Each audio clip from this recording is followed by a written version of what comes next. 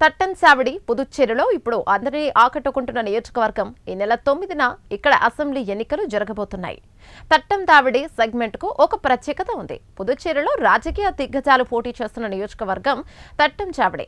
ఇక్కడ ప్రస్తుత ముఖ్యమంత్రి రంగస్వామి అలాగే మాజీ ముఖ్యమంత్రి వైద్యలింగం ప్రత్యర్థులుగా పోటీ చేస్తున్నారు. అంతేకాదు వైద్యలింగం ముఖ్యమంత్రిగా ఉన్నప్పుడు ఆయన కేబినెట్లో మంత్రిగా రంగస్వామి పనిచేశారు. కాగా రంగస్వామి ఎన్డీఏ కూటమి అభ్యర్థిగా బరిలో నిలిస్తే వైద్యలింగం డీఎంకే కాంగ్రెస్ కూటమి అభ్యర్థిగా పోటీ చేస్తున్నారు.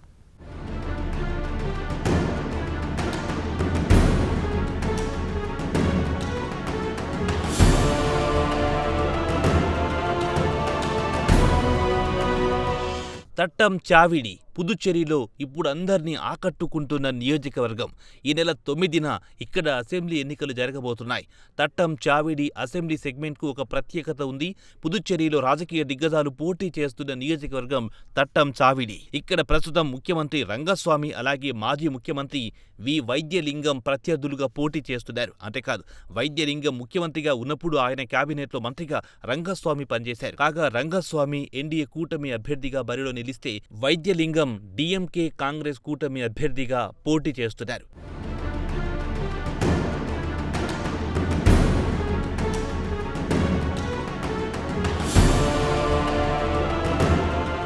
ఇదిలా ఉంటే రంగస్వామి వైద్యలింగం ఇద్దరు కాంగ్రెస్ పార్టీతోనే రాజకీయ ప్రస్థానం ప్రారంభించారు. అంతేకాదు ఇద్దరు మిత్రులు కూడా 2011లో రంగస్వామి సొంతగా పార్టీ పెట్టేంత వరకు ఇద్దరు కాంగ్రెస్ పార్టీలోనే కలిసి పనిచేశారు. ఇది రంగస్వామి కాంగ్రెస్ పార్టీ నుంచి బయటికొచ్చి ఆల్ ఇండియా ఎన్ఆర్ కాంగ్రెస్ పేరుతో సొంత పార్టీ పెట్టుకున్నారు. అప్పటినుంచి రంగస్వామి వైద్యలింగం మధ్య రాజకీయ వైరం ప్రారంభమైంది.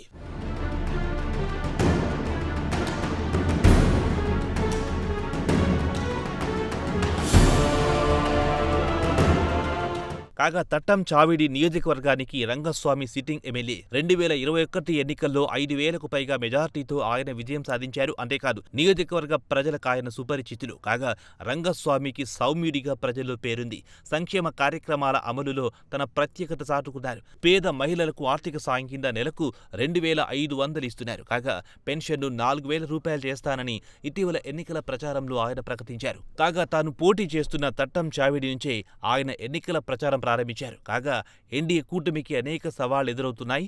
కేంద్ర పాలిత ప్రాంతంగా ఉన్న పుదుచ్చేరి ఇప్పటికీ రాష్ట్ర హోదాను పొందలేకపోయింది. అయితే తాము గెలిస్తే పుదుచ్చేరికి రాష్ట్ర హోదా తీసుకొస్తామని గతంలో బీజేపీ నాయకులు అనేకసార్లు హామీ అయితే ఇచ్చారు. కానీ ఇప్పటివరకు అది అమలు కాలేదు. దీంతో రాష్ట్ర హోదా విషయమై ప్రజల ప్రశ్నలకు ఎన్డీఏ కూటమి సమాధానం చెప్పలేకపోతోంది. అంతేకాదు రంగస్వామి నాయకత్వాన గల పుదుచ్చేరి సర్కార్కు పూర్తి స్థాయి అధికారాలు లేవు. ప్రతి చిన్నదానికి కేంద్ర ప్రభుత్వంపై ఆధారపడాల్సిన పరిస్థితులు నెలకొన్నాయి. ఏ చిన్నపాటి నిర్ణయం తీసుకోవాలన్నా ఢిల్లీ పెద్దల ఆమోదం తప్పనిసరి అని పరిస్థితులు నెలకొన్నాయి.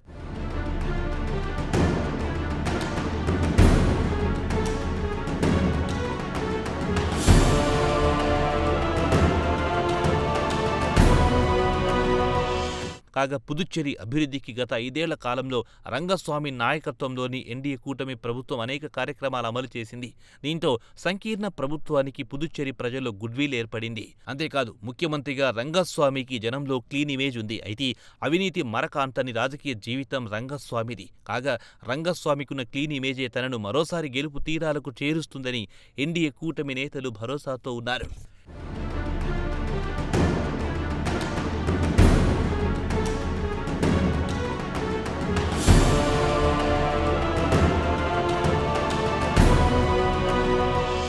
ఇదిలా ఉంటే కాంగ్రెస్ నేత వైద్యలింగం అసెంబ్లీ ఎన్నికల్లో పోటీ చేయడం ఇది 6వసారి. కాగా 1990, 2025 మధ్య 4 సార్లు అలాగే 2021లో మరోసారి ఆయన శాసనసభ ఎన్నికల్లో గెలిచారు.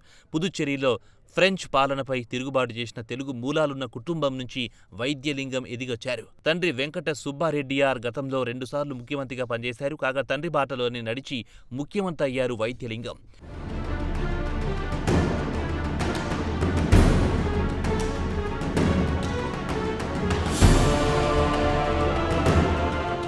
అయితే డీఎంకే నాయకత్వంలోని ఈ కూటమిని కూడా తక్కువగా అంచనా వేయడానికి వీల్లేదు. పుదుచ్చేరిలో కాంగ్రెస్ పార్టీకి మొదటి నుంచి పరపతి ఉంది. అంతేకాదు సంస్థాగతంగా కాంగ్రెస్ పార్టీ బలమైన స్థితిలో ఉంది. అంతేకాదు ఇటీవల కాలంలో డీఎంకే కూడా పుదుచ్చేరిలో తన బలాన్ని పెంచుకుంది. కాగా డీఎంకే ప్రచార యంత్రాంగమంతా ప్రస్తుతం పుదుచ్చేరిపై ప్రత్యేక దృష్టి పెట్టింది. ఇదిలా ఉంటే కాంగ్రెస్ డీఎంకే కూటమికి కొన్ని బలహీనతలు లేకపోలేదు. కూటమి గెలిస్తే కాబోయే ముఖ్యమంత్రి ఎవ్వరన్న దానిపై ఇప్పటివరకు ఎటువంటి సమాచారం లేదు.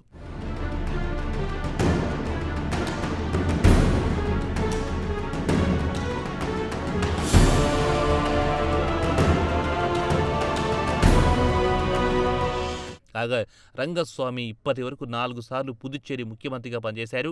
ఏప్రిల్ 9న జరిగే ఎన్నికల్లో ఎన్డీఏ కూటమి గెలిస్తే 5వ సారి రంగస్వామి ముఖ్యమంత్రి అవ్వడం ఖాయమంటున్నారు రాజకీయ పరిశీలకులు. ఏదేమైనా పుదుచ్చేరిలోని తట్టం చావిడి నియోజకవర్గం హాట్ టాపిక్గా మారింది.